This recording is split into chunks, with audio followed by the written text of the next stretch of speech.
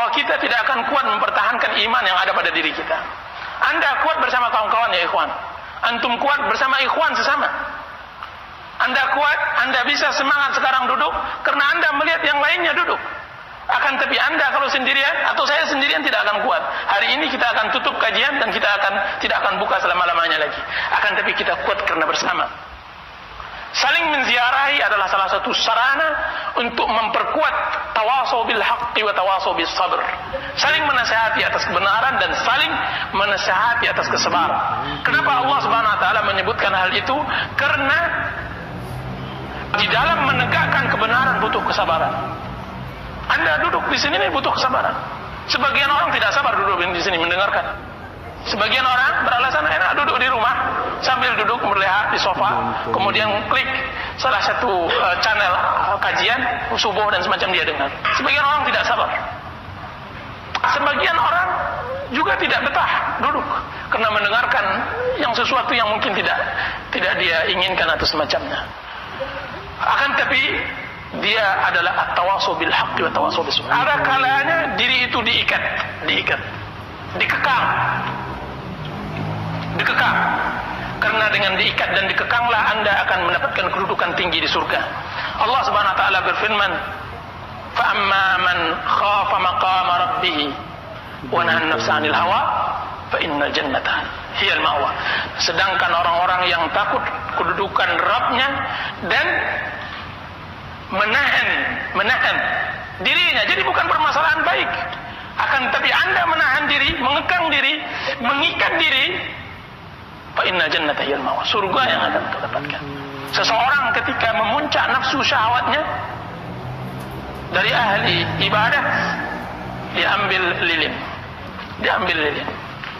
Apa kata dia ucapkan pada dirinya? Wahai diriku, engkau boleh berbuat maksiat seperti yang engkau inginkan, seperti apa yang engkau maukan.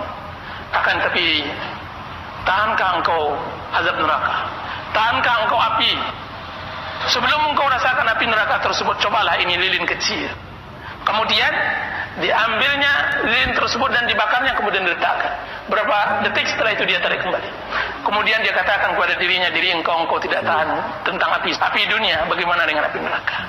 Engkau tidak tahan dengan api dunia, bagaimana dengan api neraka? Kemudian dia tinggalkan keinginan nafsu syahwatnya tersebut. Ini dia wanahan nafsa anil hawa. Orang yang menahan dirinya dari hawa nafsu. Adalah salah seorang ulama mewasiatkan kepada ayahnya, ayah, ikatkan saya di dinding masjid, di tiang masjid. Kenapa anak?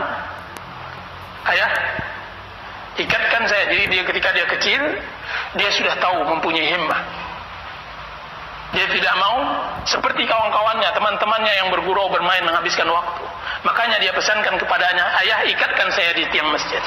Ketika itu dia ikatkan. Kemudian dia tamatkan Al-Quran dalam satu hari, setiap harinya. Dan dia mendapatkan kepuasan, nikmat. Ketika ditanyakan oleh para ulama, wahai fulan, sampai kapan engkau berletih? Sampai kapan engkau berletih? Sudah tua seperti ini engkau masih berletih beribadah menuntut ilmu. Apa kata ulama tersebut? Rahatuha urid. Sesungguhnya yang aku inginkan adalah istirahatnya. Dia berletih untuk istirahat. Sesungguhnya orang yang istirahat di dunia tidak akan istirahat di akhirat. Orang yang akan mendapatkan istirahat di akhirat, dialah orang yang berletih di dunia. Karena dunia, orang yang tertawa di dunia, dialah yang akan menangis di akhirat. Orang yang menangis di dunia, dialah yang akan tertawa di akhirat. Dunia begitu, tidak akan bisa bergabung antara dunia dengan akhirat. Jadi harus ada berletih. Apa kata ulama tersebut? Rahatuha urid. Aku menginginkan istirahatnya. Imam Ahmad rahimahullah ta'ala di umur 60 tahun dia diucapkan, ya Imam, kapan engkau berhenti dari menuntut ilmu? Apa kata Imam Ahmad? Minal mihbarah ilal mikbarah. Wahai fulan, mulai dari mengenal pena sampai ke kuburan, saya akan menuntut ilmu. Jadi itu semua mereka inginkan apa? Adalah istirahat di alam akhirat. Apa kata para ulama? Sungguhnya dikatakan kepadanya, ya Imam, sampai kapan kita istirahat dari menuntut ilmu, dari berletih-letih? Maka mereka mengatakan, dari satu cercahan kaki di hari-hari akhirat. Satu cercahan kaki di hari-hari akhirat baru kita istirahat. Itu dunia. Jadi yang penting adalah himmah ya ikhwan, keinginan. Ini yang harus kita terapkan pada diri kita, dan dia bisa dikembangkan. Dia bisa dikembangkan. Bukan tidak bisa dikembangkan. Saya melihat banyak orang-orang yang mana ketika dia ingin kembangkan himmahnya, dia bisa berkembang. Maka sempurnakanlah diri kita dengan ilmu dan amal. Sempurnakanlah diri kita dengan ilmu dan amal. Allahu ta'ala a'lam. Terus faedah, mungkin hadis-hadisnya kita akan lanjutkan pada minggu-minggu berikutnya. Faedah yang berikutnya, hadis tentang masalah Musa dan Khidir adalah mencari guru yang baik di dalam masalah din. Nabi Musa, dia pandai mencari. Dia mencari guru yang benar. Dialah Khidir. Seseorang zaman sekarang ini nyaris dia ingin mendapatkan kehidupan yang maksimal, kehidupan yang berkualitas di dalam segala halnya. Dalam rumah tangganya, di dalam kendaraannya, di dalam hidupnya, di dalam anak-anaknya dan semacamnya. Akan tapi banyak di antara mereka di dalam untuk urusan akhirat mereka tidak mau mencari yang berkualitas. Banyak yang tidak mau yang mencari hal-hal yang berkualitas. Padahal itu masalah akhirat, keabadian yang abadi, sarmadan, khalidan abada, kekal selama-lamanya, dia tidak mau mencari. Apa buktinya? Dia tidak pandai dalam mencari guru. Guru baginya adalah guru yang bisa mengucapkan dan membenarkan apa semua tindakannya. Itu yang dianggap guru. Guru baginya adalah yang bisa membuat dia tersenyum dan lega atas apa yang dia perbuat dan apa yang dia lakukan. Guru baginya adalah guru yang bisa dilihat dan didengar enak dan dipandang sejuk. Akan tapi hal-hal yang dapat menyakitkan hatinya, mengobati maksiatnya dan menyuntik perbuatan pembangkangannya terhadap Allah Azza wa Jalla, dia akan buat. Tidak, saya tidak mau guru seperti ini. Saya ingin guru yang teduh. Saya ingin guru yang menghalalkan segala cara. Saya mengharap yang membenarkan perbuatan saya. Tidak mau hal-hal yang seperti ini. Dan ini adalah seburu-buru orang. Khasirat dunia wal akhirah. Orang rugi dunia dan rugi akhirat.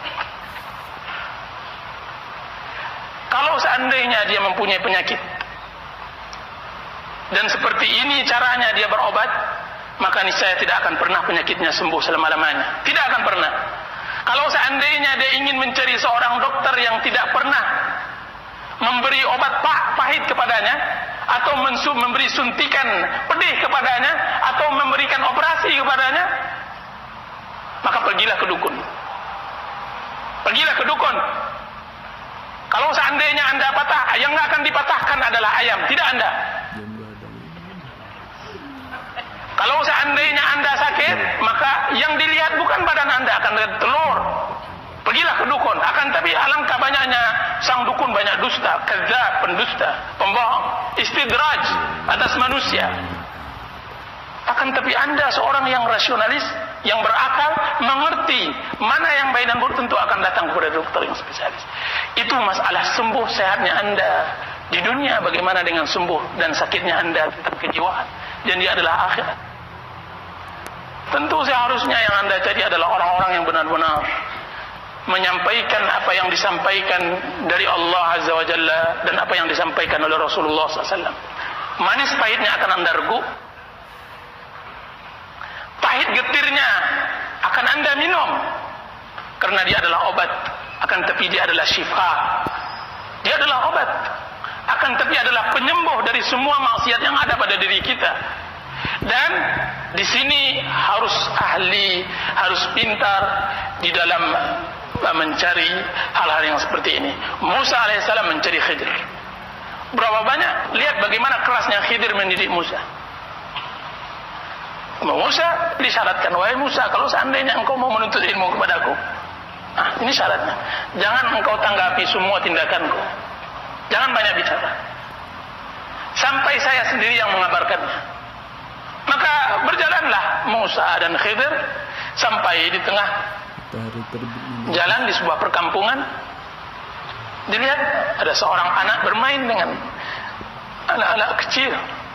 Diambil oleh Khidir anak kecil tersebut, kemudian dia bunuh, digorok dan dibunuh. Siapa pula yang sabar bertahan mendiamkan perlakuan dari seorang guru yang membunuh anak yang tidak bersalah tersebut? Maka bertanya Musa, kenapa engkau membunuh satu jiwa yang tidak mempunyai dosa sama sekali? Apa kata Khidir? Ini satu, wahai Musa, engkau telah melanggar syarat yang kubuat kepadamu. Datang lagi kepada satu pantai yang mereka ingin menyeberang. Tiba-tiba Khidir cepat merusak kapal-kapal yang ada di sana. Kemudian datanglah akal sehat Musa berpikir, wahai Khidir, apa pula engkau? Kapal-kapal yang bersih, rapi, kapal-kapal yang tidak rusak ini engkau bolongi, engkau rusak. Ngapain? Apa kata Khidir? Ini yang kedua, Musa. Kalau seandainya engkau ucapkan yang ketiga, maka engkau tidak akan berteman lagi denganku. Datang lagi yang ketiga, dia lapar. Mereka lapar berdua, bertiga dengan Yusha bin Nun. Sampailah mereka di perkampungan, mereka minta untuk diistidhafahkan, untuk dijamu. Tidak ada yang mau menjamunya.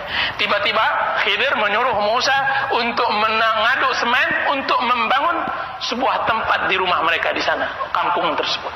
Apa kata Nabi Musa? Apakah engkau membangun sebuah tempat di kaum yang tidak mau menjamu engkau, wahai Khidir? Apa kata Khidir? Inilah waktu kita berpisah, wahai Musa. Engkau tidak bersabar denganku. Coba lihat, syarat pedih. Akan tapi sabar ya ikhwan, sabar. Yang ini yang harus kita, akan tapi melihat bahwa kita lihat adalah orang yang menyampaikan din yang kita itu.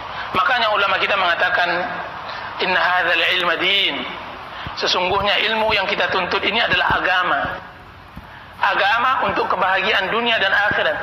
Kemudian apa kata ulama tersebut? Fanzuru amman ta'khuduna dinakum. Maka berhati-hatilah kalian, lihat ke siapa kalian mengambil agama kalian, ke siapa kalian mengambil dunia dan akhirat kalian, kepada siapa kalian memberikan kebahagiaan hidup kalian. Kalau seandainya diberikan kepada ulama yang tidak ulama, kepada orang yang berdiri di atas pundak-pundak para ulama, dari orang-orang pendakwah ulama, maka Anda akan merugi di dunia dan akhirat. Dan berapa banyak zaman-zaman sekarang mendakwakan diri mereka ulama. Dan berapa banyak orang-orang yang mengatasnamakan Allah dan dia tidak mengerti Allah Azza wa Jalla. Berapa banyak orang berfatwa, berbicara, berkata atas nama Allah, kan tapi dia tidak pernah melihat apa ucapan Allah Azza wa Jalla pada permasalahan itu. Bersyirikat antara ucapan atas nama Allah tanpa ilmu dengan syirik kepada Allah Azza wa Jalla, karena besar dosa kedua-duanya. Ini yang harus diperhatikan kepada ikhwan. Berapa waktu yang lalu kita terjelaskan bahwa ulama dialah orang-orang yang takut kepada Allah Azza wa Jalla dan tinggi ilmunya, orang yang benar-benar telah menyau ilmu dari kitabullah Azza wa Jalla, benar jelas dari mana dia menuntut ilmu, jelas silsilah kehidupannya, dan tahu kita akan kebaikan akhlaknya dan semacam itulah ulama. Akan tapi orang yang baru sadar, yang baru taubat dari preman, yang baru taubat dari pasar, kemudian dia menampakkan kekhusyuan, kemudian dia bisa menangis dan menangiskan orang, kemudian itu dianggap ulama, maka celakalah para ulama. Tabban lil ulama. Kalau seperti itu ulama, tabban lil ulama, celakalah ulama. Rasulullah sallallahu alaihi wasallam bersabda, innallaha la yaqbidul ilma intizaa. Sungguhnya Allah tidaklah akan mencabut ilmu ini begitu saja, walakin yaqbidul ilm biqabdil ulama. Akan tapi Allah akan mencabut ilmu dengan mencabut para ulama, hatta idza lam yubqi aliman, sampai tidak ada lagi ulama, ittakhadhan nasu ru'usan juhala. Manusia akan mengambil orang-orang yang bodoh, pemimpin-pemimpin yang bodoh, berserban benar, berbaju putih benar, akan tapi kosong dari ilmu kalamullah Azza wa Jalla. Kemudian karena mereka sudah kadung diangkat menjadi ulama, menjadi panduan panutan, kan tapi sebenarnya mereka adalah orang-orang yang menginginkan kemasyhuran, orang-orang yang menginginkan kemasyhuran, yang menginginkan nama atas nama din, yang cinta terhadap kamera dan semacamnya, sudah dianggap ulama, fa'aftau, maka mereka layak untuk ditanya urusan agama mereka, fa'aftau, sehingga karena kebodohan mereka berfatwa bighairi ilm, tanpa ilmu. fadallu wa adallu. Mereka sesat dan mereka juga menyesatkan. Allah mensifati mereka sesat dan mereka menyesatkan. Itu gambaran ulama-ulama atau orang-orang yang mendakwakan diri mereka ulama pada zaman kita sekarang. Dan alangkah sedikitnya ulama-ulama. Kalau Sufyan Ats-Tsauri pada zamannya mengatakan, "Ma aqalla ahlus sunnah." Alangkah sedikitnya ahlus sunnah jamaah. Maka kita katakan alangkah tidak adanya ulama pada zaman sekarang ini. Langkah. Seharusnya mudah-mudahan kita diberi taufik oleh Allah Azza wa Jalla untuk menuntut ilmu din, memberikan kepada kita taufik untuk tunduk di bawah kitabullah dan di bawah sunnah Rasulullah sallallahu alaihi wasallam, dan diberi taufik akan ilmu yang bermanfaat, amal yang saleh, rezeki yang halal lagi baik. Wa sallallahu ala nabiyyina Muhammadin wa ala alihi wa sahbihi wasallam. Wassalamualaikum warahmatullahi wabarakatuh. Baik, kita buka pertanyaan. Ada yang bertanya, silakan. 5 menit, silakan. Kata-kata wallahi atau demi Allah itu disebut kata-kata qasam, sumpah. Seorang muslim tidak dibenarkan bersumpah selain dari nama Allah. Diharamkan kita bersumpah